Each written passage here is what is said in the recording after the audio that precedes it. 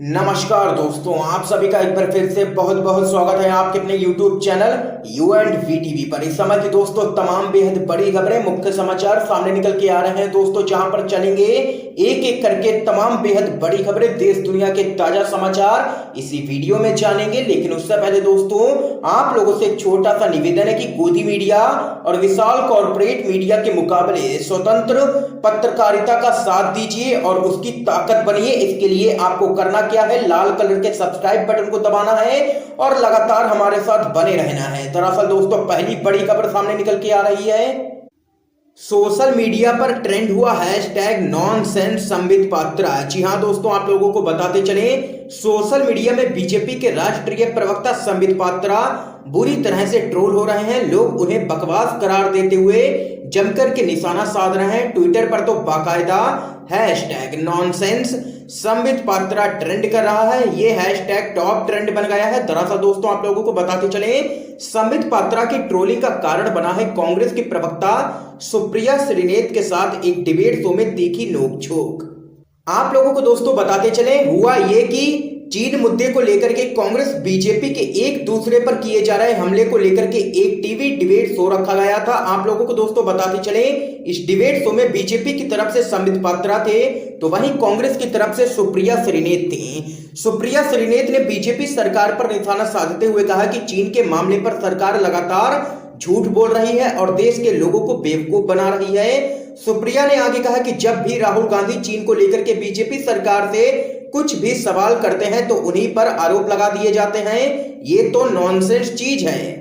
कांग्रेस प्रवक्ता से नॉनसेंस शब्द सुन संबित पात्रा बोलने लगे कि क्या सुप्रिया भारतीय सेना को नॉनसेंस कह रही हैं। इसके जवाब में सुप्रिया ने कह दिया कि मैं आपको नॉनसेंस कह रही हूं और आपकी पार्टी के अध्यक्ष को नॉनसेंस कह रही हूं। इस पर संबित बिफर गए। वह कहने लगे कि नॉनसेंस नंबर 1 तो राहुल गांधी हैं, साथ ही देशद्रोही भी हैं। इसके बाद संबित पात्रा शो के एंकर पर भी जमकर के भड़क गए और कहने लगे कि मैं यहाँ क्या गाली सुनने के लिए आया हूं। अब इसके बाद क्या था, देखते ही देखते ये मुद्दा सोशल मीडिया में जबरदस्त तरीके से वायरल हो गया। हैशटैग नॉनसेंस संबित पात्रा के हैशटैग के साथ लोग ट्वीट करने लगे और कुछ ही देर में hashtag nonsense Sambit Patra top trend करने लगा। इस हैशटैग के साथ लोग संबित पात्रा को बुरी तरह से जमकर के ट्रोल कर रहे हैं।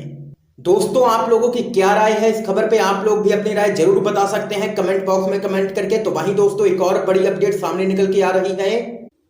केंद्रीय मंत्री ने यूएन की गरीबी खत्म करने की रिपोर्ट को बताया बड़ी उपलब्धि। यूपीए कार्यकाल की निकली रिपोर्ट लोगों ने कर दिया जमकर के ट्रोल। जी हां दोस्तों, आप लोगों को बताते चले, भारत में कोरोना वायरस के समय में जहां लाखों की संख्या में लोगों की नौकरी चली गई है, तो वहीं केंद्रीय मंत्री इस वक्त जनता को गरीबी से निकाले गए लोगों के बारे में संयुक्त राष्ट्र की रिपोर्ट दिखा रहे हैं। हालांकि इस मामले में भी वे इतने भाग्यशाली नहीं रहे और सोशल मीडिया पर जमकर के ट्रोल हो गए हैं। आप लोगों को दोस्तों बताते चले, इसकी एक वजह यह रही कि जिस रिपोर्ट को बड़ी उपलब्धि बता करके प्रकाश जावड़ेकर वाहवाही बटोरने की कोशिश कर रहे थे, वो रिपोर्ट 2005 से 2015 के बीच की निकली।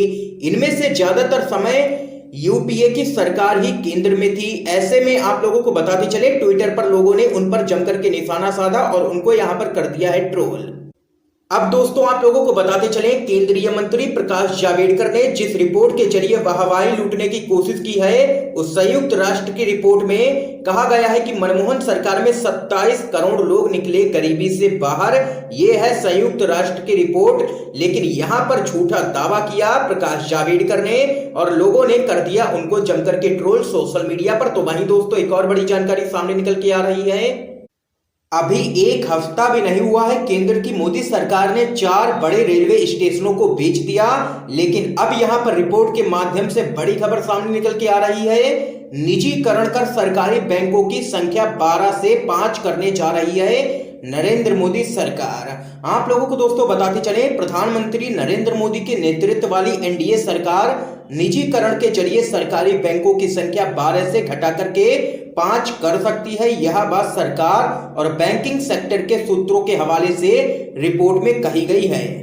तो वहीं दोस्तों आप लोगों को आगे बताते चले, केंद्र की मोदी सरकार एक के बाद एक निजीकरण के फैसले लेती ही जा रही है। मोदी सरकार अब एलआईसी को छोड़ सभी सरकारी इंश्योरेंस कंपनियों को बेचने की तैयारी कर चुकी है। इसके अलावा कुछ बैंकों के निजीकरण की भी तैयारी कर रही है मोदी सरकार। देख सकते हैं कि लगातार निजीकरण की ओर बढ़ती ही जा रही है केंद्र की मोदी सरकार। आइए दोस्तों एक और बड़ी खबर आप लोगों को बताते चलें। राहुल गांधी का बीजेपी सरकार पर तंज, कहा मार्च में एमपी सरकार गिराई, जुलाई में राजस्थान सरकार गिराने की कोशिश, ये है आत्मनिर्भर भारत। आप लोगों को दोस्तों बताते चले, कांग्रेस के पूर्व अध्यक्ष राहुल गांधी ने एक बार फिर से केंद्र सरकार पर जमकर के हमला बोला है और इस बार राजस्थान में अशोक गहलोत की सरकार गिराने की कोशिश करने का आरोप लगाया है। आपको बता दें कि आधिकारिक तौर पर पहली बार राहुल गांधी ने राजस्थान के सियासी संकट पर कुछ कहा है और प्रधानमंत्री नरेंद्र मोदी के आत्मनिर्भर भारत वाले बयान पर कटाक्ष किया है। दरअसल दोस्तों आप लोगों को बताते चले, राहुल गांधी ने ट्वीट करते हुए लिखा है कि कोरोना काल में सरकार की उपलब्धियां, फरवरी में नमस्ते ट्रंप, मार्च में एमपी सरकार गिराई, अप्रैल में मोमबत्ती जलवाई, मई में सरकार की 6वीं सालगिरह और जून में बिहार में वर्चुअल रैली के साथ साथ जुलाई में राजस्थान सरकार गिराने की कोशिश की है। इसीलिए देश कोरोना की लड़ाई में आत्मनिर्भर है।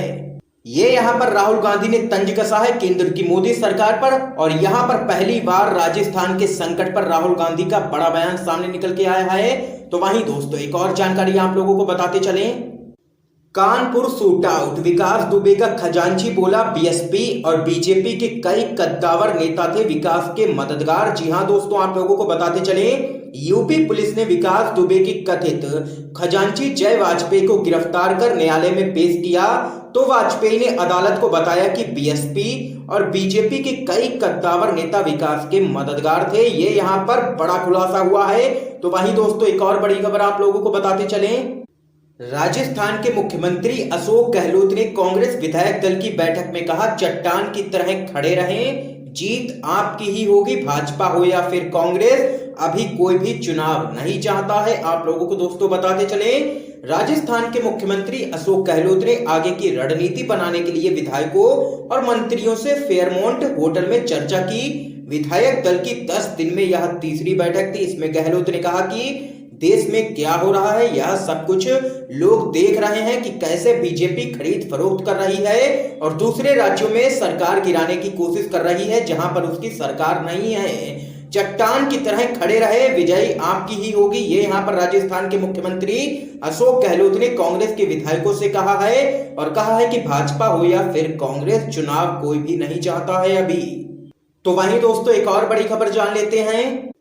पश्चिम बंगाल की मुख्यमंत्री ममता बनर्जी ने साधा भाजपा पर निशाना, कहा एक पार्टी हिंदू मुस्लिम दंगे भड़काने की कर रही है कोशिश। आप लोगों को दोस्तों बताते चलें, अगले साल होने वाले विधानसभा चुनावों के लिए टीएमसी का अभियान वर्चुअली लॉन्च करते हुए पश्चिम बंगाल की मुख्यमंत्री ममता बनर्जी ने भाजपा पर निशाना साधा है।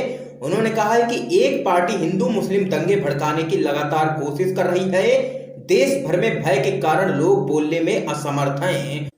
ममता बनर्जी ने आगे कहा है कि केंद्र सरकार ने हमें नजरअंदाज किया है, पश्चिम बंगाल के लोग उन्हें मुंहतोड़ जवाब देंगे, बाहरी लोग राज्य नहीं चलाएंगे। कुछ लोग ऐसे हैं जिन्हें कोई भी राजनीतिक अनुभव नहीं है, वे लोगों को मारने की बातें करते हैं। उन्होंने कहा कि उत्तर प्रदेश में क्या चल रहा है, उस राज्य के लोग पुलिस में शिकायत दर्ज कराने से डरते हैं। एक ही घटना में कई पुलिसकर्मी मारे गए। बनर्जी ने आगे कहा कि चाहे कोई प्रवासी हो या फिर शाही परिवार का हो, मेरे लिए सब एक बराबर हैं, लेकिन सांप्रदायिक वैमनस्य को भड़काने की कोशिश की जा रही है।